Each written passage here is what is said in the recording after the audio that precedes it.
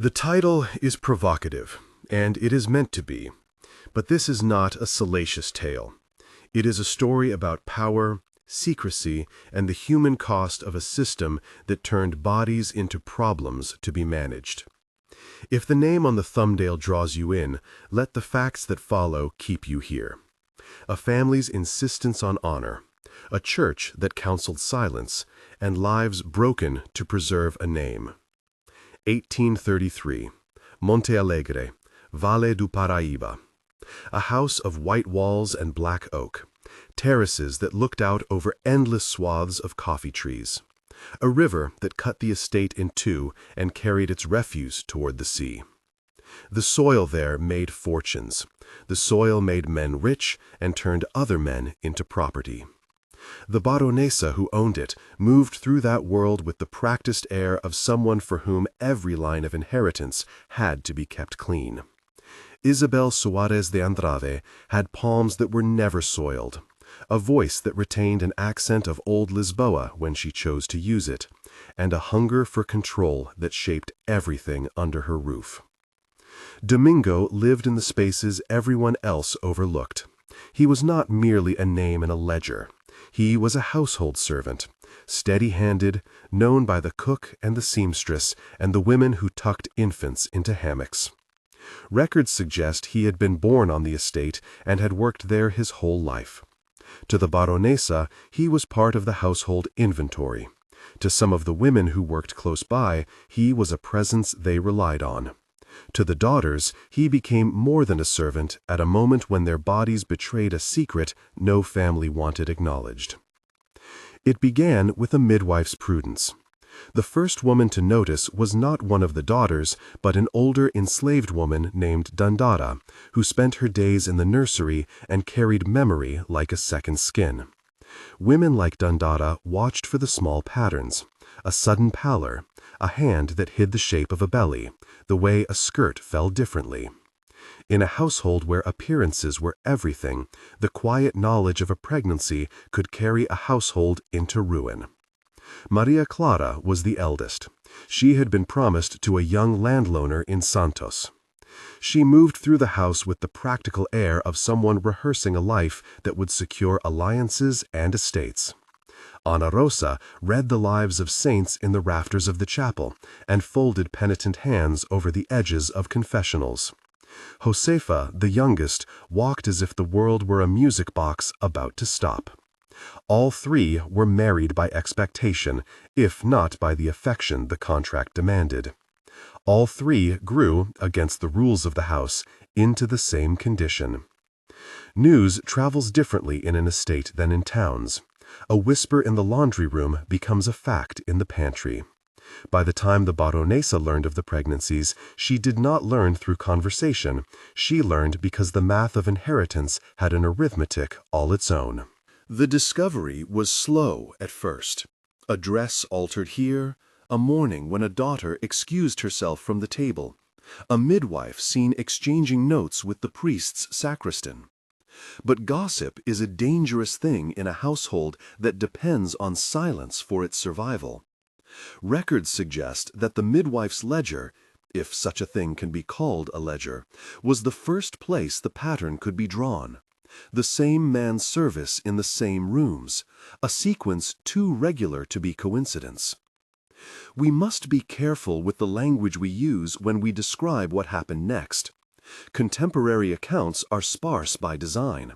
Reconstructed scenes come from testimonies collected decades later, from parish notes that name births without naming paternity, and from the recollections of those who were too old to forget the look of the baronesa when she learned the truth.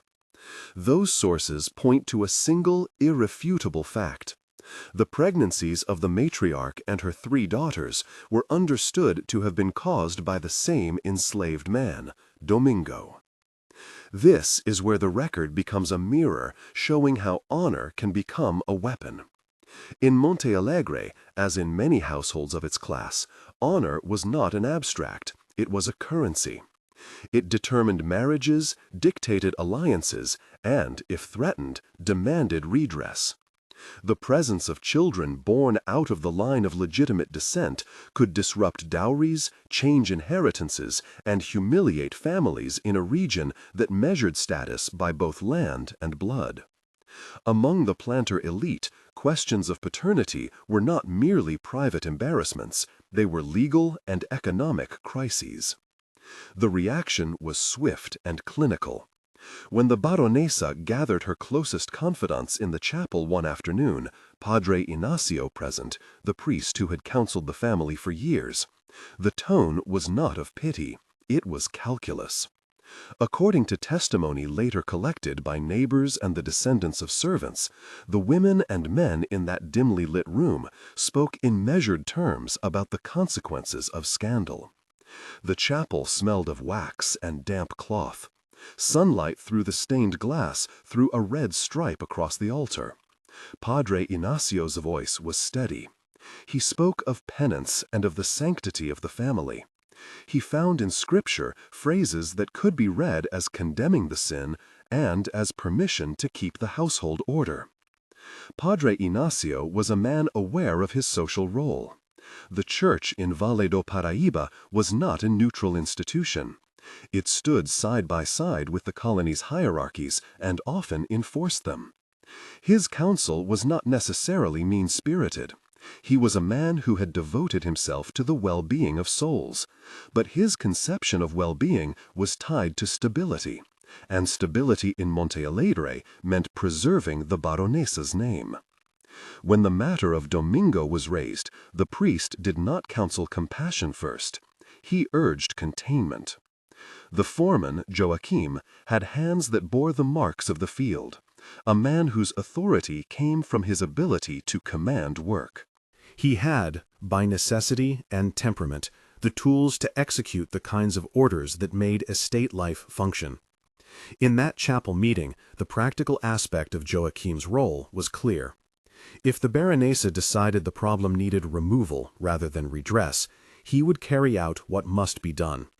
Records suggest that he left the chapel with the resolve of a man who had been given a mission. There were people in Montealegre who resisted, in small ways.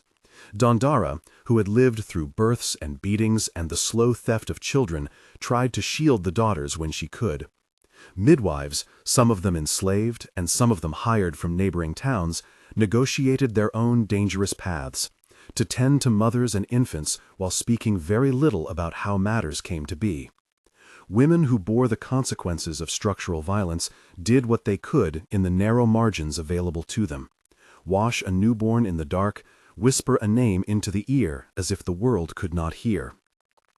What followed cannot be described as anything other than killing authorized by a household to preserve honor. The way the plot was carried out is reconstructed from a handful of testimonies and fragmentary depositions collected years later. We must mark every step as reconstruction where the archives are thin. The basic chain of events, however, is clear enough. Domingo was lured away from the Casa Grande under the pretense of being needed at a distant task. Joachim was present. A small group of men of the house met him beyond the boundary of the estate. There, records suggest, the act of violence was swift. The Paraíba River has always been a witness to the estate's secrets. It carries away more than cane husks and paddles. It carries silence. Domingo's body was disposed of in the river. That, too, was an action chosen for its utility. Water as erasure, depth as a promise that the problem would be gone. Bodies thrown into currents do not make good witnesses. They are not convenient for courts, and they make it harder for families to claim what is theirs. The baronesa demanded absolute erasure, and the river became an accomplice. There is a kind of economy to this cruelty. It must be quick, efficient, and final. Joachim would later tell, when pressed, that it was an act done in the interest of the household. The priests and the lady of the house defended it not with the language of murder, but with the language of necessity. They spoke of lines that could not be crossed, of marriages salvaged, of reputations kept intact. They did not speak of the man who died. They spoke of the problem he represented. For those closest to Domingo, the loss was endured in ways no ledger could record. Dondara felt the absence as a hollow in the body of the house. Younger children asked after their father and received careful silences. The midwives were threatened into complicity. They were paid or frightened or both. The newborns were not announced. Small hands were swaddled and handed to women sworn to secrecy. A daughter, who had always been cheered by the room where infants slept, walked past it, pretending not to notice the empty cradles. Josefa's pregnancy was the tragedy that made the household's cruelty visible. She was the youngest daughter, and the timing of her delivery forced the hand of the baronesa. The baby came early. Records suggest a fever, a complication that the midwife could do little to relieve given the conditions. Josefa bled, and the house that would not tolerate disgrace found itself face to face with a dying girl. There is a tenderness in some of the recollections. A seamstress who sat with Josefa in the nights before she died, a nurse who smoothed her hair. There is also an account of the baronesa entering the room, eyes hard, her face thin with calculation. She could not afford to lose both a daughter and her claim to reputation. She tried to control even grief. Josefa died at dawn. Her death was not made into a spectacle. It was folded into the same secrecy that had killed Domingo. The infant born in that premature labor lived only a few breaths, if that. Some testimonies name the child as a girl, others do not record sex. What matters is that this life was denied a public name and a place. It was a casualty of a household that preferred silence to truth. The remaining 3 children, the ones born to Maria Clara, to Ana Rosa, and to the baronesa herself, were separated from the home that created them and shipped out like goods. The routes were chosen for anonymity. One was sent toward Minas. The mines and the towns there were large, where children of uncertain parentage could be absorbed into other households and be raised without contest. Another was dispatched to Salvador, a third to San Luis.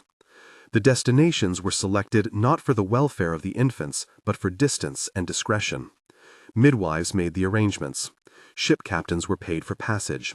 Slaveholders and their networks facilitated the transfers, as if what they were moving were bundles of linen. The mechanisms of dispersal were not simply about moving children. They were about rewriting the ledger. A baptismal entry could state a mother without naming the father. A foster family could swear they had taken in an orphan. A godparent, often a man with ties to the estate, could stand as guarantor for a child's new identity. These were the tools of concealment: paperwork, patronage, and the practical indifference of a society built on inequality. Silence was enforced. Dondara, sworn to secrecy and terrified of the consequences of rebellion, watched the carriage that carried one infant leave the front gate. She knew what it meant for the child to grow up under another sky, to speak a different dialect, to carry a surname that would pretend the blood that tied them to Montealegre had never run. She wept for Domingo. She wept for Josefa. She wept for the children who would not know the man whose names some would whisper and others would never know. The baronesa maintained appearances. At the market in Vale do Paraíba, she conducted business with a precision that suggested nothing had changed. The table was set for dinners where alliances were reforged with wine and polite conversation. Guests told of a household that shone on the outside. Inside, the air was heavy with the smell of camphor and the dampness of hidden truths. Where there had been a man named Domingo, there were now silences and a changed ledger.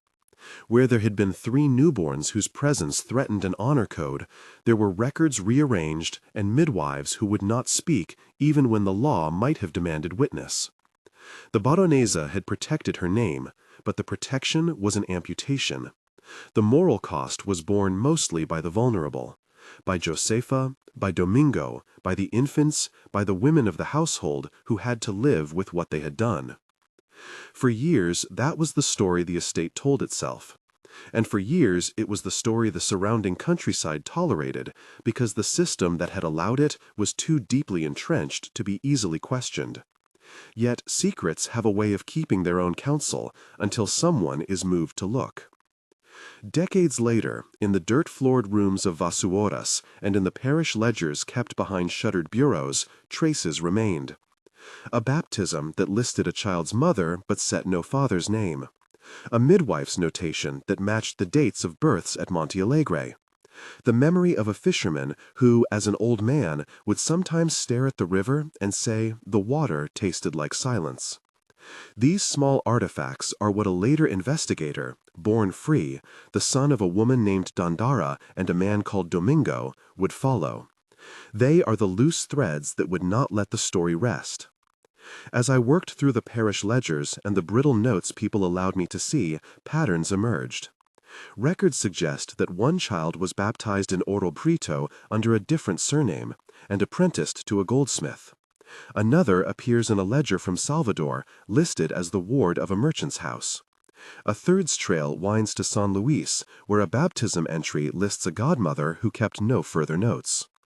These are not proofs in the modern sense. They are signposts that point toward what was likely.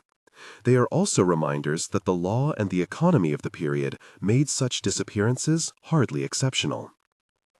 We have to keep reminding ourselves, explicitly, that when we speak of these pregnancies, we are not talking about equal relations. The power imbalance between enslaver and enslaved rendered any sexual encounter structurally coerced. Even if some participants remembered moments with tenderness, that tenderness existed within a frame of domination that limited genuine autonomy. That is a moral fact that cannot be softened by narrative flourish. In the weeks after the muffled departures, the house of Montealegre settled into an uneasy normality. The baronesa attended Mass as though absolved by ritual. Dinners continued to be offered to neighbors, but something had shifted. The household developed a nervous energy. Small outbursts, hushed arguments, a pallor in the youngest son, who had always taken on his mother's temper. The river had swallowed a man, and with him an opportunity for reckoning. The midwives who had been party to arrangements aged into their silence. Some died with the secret in their mouths, others carried sadness that never translated into accusation. Dandara lived on. She kept her head down, made sure the other children were tended, and in spare moments told stories that could not erase the past, but that preserved the names that authorities had tried to bury. Names matter. For the descendants of the enslaved, a name was a tether to memory. For the baronesa, the absence of a name in public records was a proof that her household had triumphed. Yet even the strongest silences crack over time. A neighbor who disliked the baronesa's manner claimed later that he had seen Joaquim leave after an argument with Domingo. An apprentice in Oro Preto later testified, decades into his life, that a man in the tavern had once muttered the surname Domingo in a voice that carried. These are the scraps that would become the map for a son who grew up on the other side of the social order, Carlos, who knew himself as Dandara's child and who learned, through the hush of his community, that something had been stolen. If there is a moral to this first part of the story, it is this. Systems built to protect privilege will use whatever means they have to preserve themselves. Violence becomes a tool of management. Secrecy becomes the method of governance. The baronesa safeguarded her household's place in society by removing what she perceived as impurities. She did not imagine that the ripples of her actions would not return to shore. The river continues to flow. The estates change hands after years. People are born and die, and the land accumulates new owners, new debts, new names. But memory moves differently than property. Even when a ledger is clean, even when a family has purchased a new identity for its children, something persists. Accounts left by the poor, like the notations in a midwife's notebook or the muttered recollections at a market, are the quiet instruments of a different justice. They do not unmake the act, but they interrupt the certainty that violence can be wholly private. I stop here with the departure of the infants, and the house that has sealed itself with its lies. The decision to remove Domingo and hide the births set in motion consequences that would not remain contained within Montealegre. There are people beyond the estate whose lives are altered. The children sent away, the women who kept the secret, the priest who counseled silence. There are also the small threads, Baptismal entries, a midwife's mark, the reluctant witness at a port, that will later be pulled by a son who refuses to forget. If this account matters to you, if you want to follow how memory can itself become a kind of justice, consider subscribing. There are more records to follow, more testimonies to reconstruct, and the next part of this story moves from the hush of Montealegre into the stubborn insistence of those who remember. The estate continued to function outwardly. Harvests were still brought in, ledgers were balanced, and the baronesa maintained the life that made her essential to the region's social web. But the moral architecture of the household had been altered. In the coming years, the baronesa would age into a narrower world. Maria Clara would carry her child into a marriage arranged to secure a dowry. The child would be raised in a town far from Montealegre. Ana Rosa would retreat into a life that was half private penance, half public charity, acts of contrition that did nothing to undo what had been done. Joaquim would continue to run the labor of the estate, his hands the same as before, but with an interior that sometimes showed itself in hard looks at the river. Around them, a nation that relied on slavery continued to harden its laws and its practices. Yet within small communities, the inconvenient facts of what had transpired could not be wholly legislated away. People told each other stories at night. They named the river as a place where many things were hidden. They told their children to be careful with the word justice because, as they learned, the law did not always apply to everyone the same way. And somewhere, in a humble house in Soares, a boy grows into a man who will not leave his father's name unexamined. He will ask for documents, for names, for the muted evidence of a life erased. He will discover what it means to convert grief into inquiry. But that path is still in its first steps. For now, Montealegre bears the silence it imposed on the world and the small, growing pressure of memory that will not be entirely contained by wealth or authority. The boy who would be Carlos grew up hearing the story as a driftwood memory, snatches of counsel from Dandara, murmured warnings from women who had known better than to speak plainly, the way the river seemed to cough when someone mentioned Montealegre. He learned to read by the light of a guttering lamp and by the patience of a teacher in Soares who lent him the parish booklets when no one else needed them. As I found those same books decades later, I could feel how the small notations, dates, godparents' names, the occasional erased line, were the only things that dared contradict the tidy ledgers kept by the families who owned land. Carlos's search began not with fury, but with a question. He wanted to know the shape of a life taken from him, a father's name, an absence that felt structural rather than only personal. Records suggest he first traced the baptismal entries his mother kept folded under a mattress, cross-referencing the months of birth with schooner manifests and the odd notation of a midwife who had worked between the towns. It was slow work. He had to coax the past out of people who feared the present. One of the earliest people he interviewed was Benedito, an old carpenter who had once worked on Montealegre shutters and later repaired coffins in Vale do Paraíba. Benedito's memory was like an old veneer, splintered in parts, but with grain that still held a truth. According to his testimony, reconstructed and retold with humility, he had heard a quarrel near the river one evening. He had seen Joaquim's broad back vanish down the road that led away from the estate. These were small things, footsteps, voices that did not belong to the wind, but they fit the outline that the baptismal entries suggested. Benedito told of a man called Domingo who had been steady and careful, of a seam in a coat that Benedito himself had mended, and of a silence afterward that had the shape of a threat. Carlos moved from testimony to the archives that often hide in plain sight, notarial books, ship logs, baptismal margins where a godfather's name could betray a tie. Records suggest one child baptized in Ouro Preto listed a godfather tied to a merchant known to Montealegre's circle. Another appeared in Salvador as the ward of a household connected by marriage to the baronesa. None of these notes proved paternity in a court of law, but they drew a map.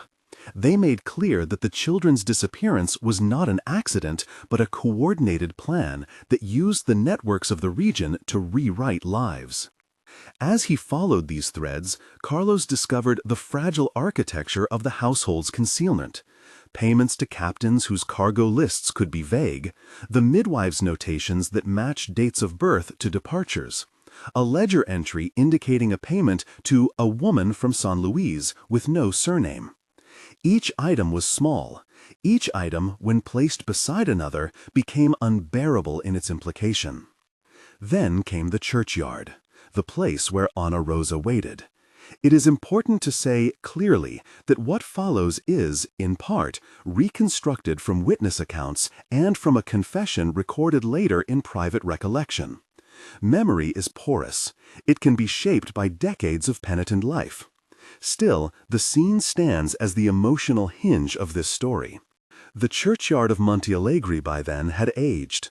Its flagstones were uneven, lichen-grown, and the smell of camphor drifted from the vestry. Ana Rosa, who had always been quieter than her sisters, had become a woman who moved as if copology were a permanent garment. She was seen feeding orphans and visiting the sick in the small parish, gestures that villagers later described as atonement. According to accounts she herself would later give, she arranged to meet Carlos on a morning when the light was thin and the world smelled of rain on dust. She did not ask for pity. She did not excuse herself with the language of innocence. Instead, she spoke as one who had been carrying a stone in her chest for decades. In a voice that trembled with the wornness of years, she confessed what she knew. The chapel meeting, the way the baronesa had framed the problem as an existential threat to the household, the words Padre Ignacio had used to sanctify containment. She described the mood in that room, resolution, a kind of administrative cruelty, and the moment when the plan to remove Domingo was put into effect. She told of the way Joaquim had been given leave to act, and of the particular look the baronesa had carried when she decided there would be no public reckoning. Ana Rosa's confession was not a theatrical unveiling. It was a slow and quiet accounting of complicity. She spoke of fear, of the consequences if she had opposed the baronesa, of the legal and social reprisals that awaited a daughter who humiliated her family. She spoke of moments when she had wanted to scream and could not find a voice. She spoke of Josefa's death and how, in the hours after, she had held her sister and felt both grief and the sting of a strategy that had made grief a managed thing. She admitted she had known the children were being sent away. She admitted she had watched as one coach left with such a child and had told herself that silence might spare others more pain. She confessed to Carlos in the churchyard because age and penance had cracked the shell of secrecy. Carlos listened. He walked the line between rage and resolution. He heard the names of places where his siblings had been sent. He heard how midwives and godparents had been complicit. He held Ana Rosa's hands in his and felt the weight of decades of secrecy pass between them like heat. These were not tidy absolutions. They were human confessions, regret, explanation, and small details that only a living person's memory could supply. Names, smells, the cadence of a tone when the baronesa's voice hardened.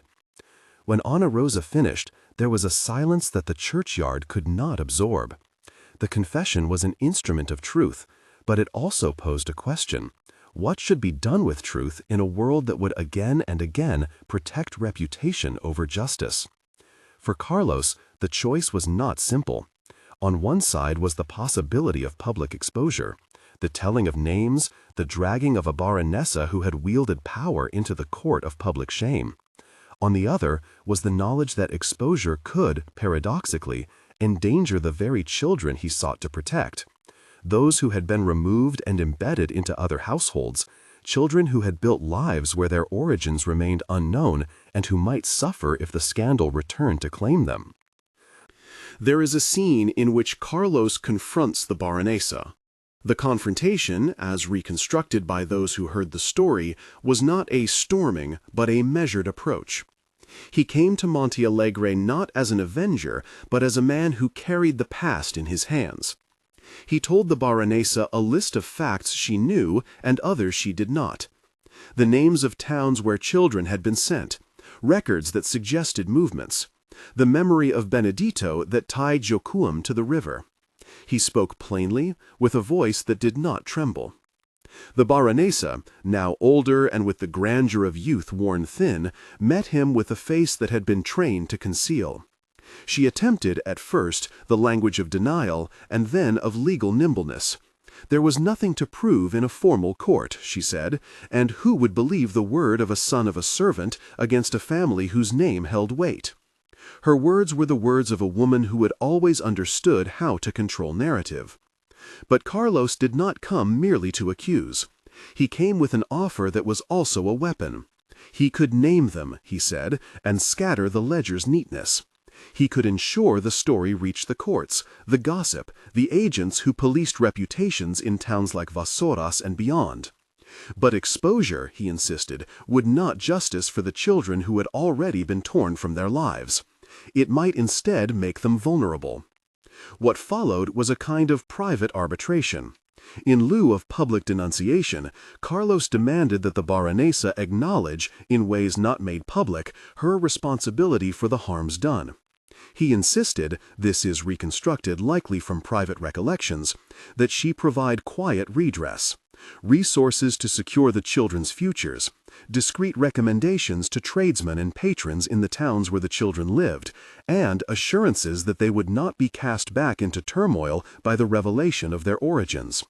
He asked for recognition for Dandara, for material aid that would ease the life of his mother.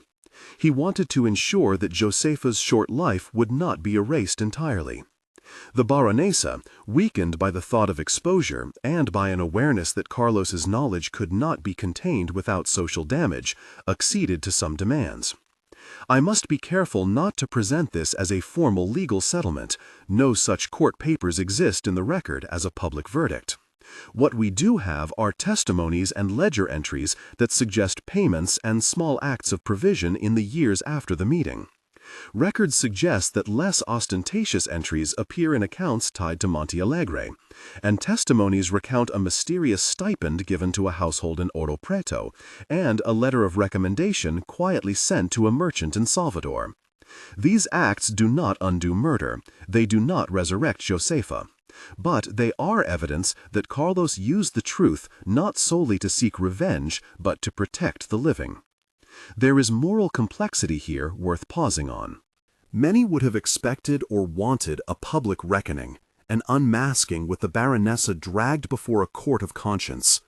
Carlos's choice to keep aspects of the truth private has been critiqued by some accounts as cowardice or compromise.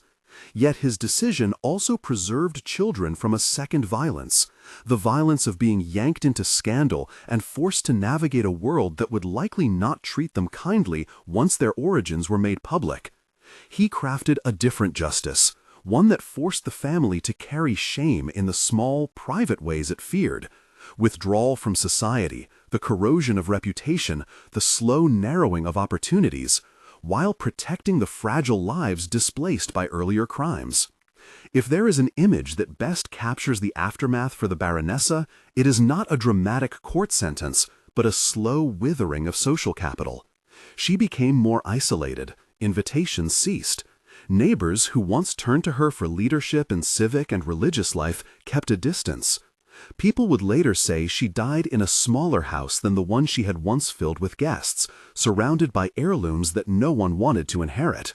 The public record does not dramatize this decline.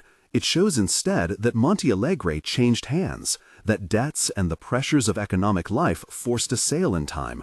The estate transacted within the same market forces it had once dominated, and yet the moral residue remained. For those whose private knowledge included Carlos's quiet leverage, the baronesa's name no longer opened doors as it once had. In that, some measure of accountability existed, soft, social, and sustained. Ana Rosa's life after the confession is less about dramatic punishment and more about internal exile. She continued to work among the poor. She established small charities, according to parish records, donations that bore her name in a way that suggested atoning acts rather than vanity.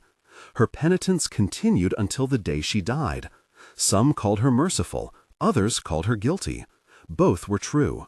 She lived with what she had done and with what she had failed to prevent. She tried, in the end, to do what she could to soothe a conscience that had been bruised by silence. The children fared differently, but each carried an inherited anonymity that shaped a life. The one apprenticed in Oro Preto learned a craft, and later, according to a handful of municipal notes, married, raised children, and carried a taos of goldsmith's trade that gave him a measure of security. In Salvador, the child who was listed as a ward of a merchant grew into commerce, and by some accounts later became a modest landowner. However, there are also memories in the neighborhood of a man who never spoke of his mother. In Salvoise, the child under a godmother's care became literate and found a place in a coastal community that retained a dim awareness of origins without being able to name them. Each of these lives is human and complicated. Some found prosperity in their spheres, others faced prejudice and barriers. None, as far as records allow us to say, lived under the baronesa's roof. None had a public reclamation of their father's name. They lived with small victories and lingering absences. Carlos himself did not depart dramatically from the life of a man who has known loss and then seeks quiet restitution. He married, according to family lore, raised children who learned the names of their half-siblings in whispers. He remained in Vassouras, built a modest household, and took a position, by trade or by public service, that allowed him to be present in his community. He did not see himself as a moral hero. He often said, as those close to him recorded, that memory itself can be a form of justice. To keep the names spoken, to refuse the erasure that wealth and power prefer. The larger consequences of the Montealegre affair unfolded over decades and were not isolated. The sale of the estate reflects a material consequence that stems from a larger economy. Coffee's boom and the pressures of credit, shifting markets, the changing calculations of planter families. Yet beyond economics, there was a moral rot that the episode reveals. The use of murder as an instrument of household management is not merely an aberration of one family, but an illustration of how a system that treated human beings as property made certain acts feel administratively reasonable. The complicity of a priest, of midwives, of a foreman, each playing a social role that made the operation possible, shows how institutions can bend to protect hierarchy. We must be explicit. The Montealegre story is not an isolated moral failing of individuals alone. It is symptomatic of a society whose legal and cultural frameworks allowed some lives to be valued less than others. The fact that a river could be chosen as an instrument of erasure, that an infant could be transported as if it were not a person, that a priest could use scripture to counsel containment rather than reckoning, all of that speaks to structural devaluation. Memory, then, becomes not a sentimental exercise, but a corrective. To name Domingo, to speak Josefa's name aloud, to recognize Dandara's quiet labor as evidence of resistance, these acts are small repairs to a larger harm. As the years passed and the region moved on, stories like Montealegre's did not vanish. They shifted shape.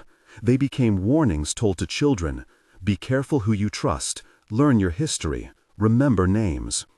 Oral histories preserved pieces that official ledgers erased. The parish books, the midwives' notes, the occasional ledger entry, and the hushed confessions of old women together stitched a narrative that no single power could wholly suppress. In closing, the story's lesson is bitter and sober. It teaches us that honor, when weaponized, can demand the most intimate sacrifices. It teaches us that institutions can collude to protect reputations at the expense of lives. And it teaches us, most importantly, that memory remains one of the few tools the powerless have to insist on a different account of the past. Carlos never used the story to become a public figure. He used it to secure small protections, to place his siblings where they might live without being further uprooted, and to ensure that Domingo's name was not wholly forgotten. That, in itself, was a kind of victory. Not a legal triumph, not a headline, a human, persistent refusal to let erasure succeed. If this story stays with you, consider how many other names have been swallowed by rivers and by ledgers that refuse to speak. Remember, as you think of Montealegre, that the work of history is not merely to shock with the sensational, but to hold accountable the ways in which systems make violence manageable. Remember Domingo. Remember Josefa. Remember Dandara, who kept the names alive. And remember that the painful acts of the past require our attention, not for voyeuristic curiosity, but to fuel the demand for justice, however imperfect, that memory can bring. Share your thoughts below and subscribe to follow more investigations into forgotten stories.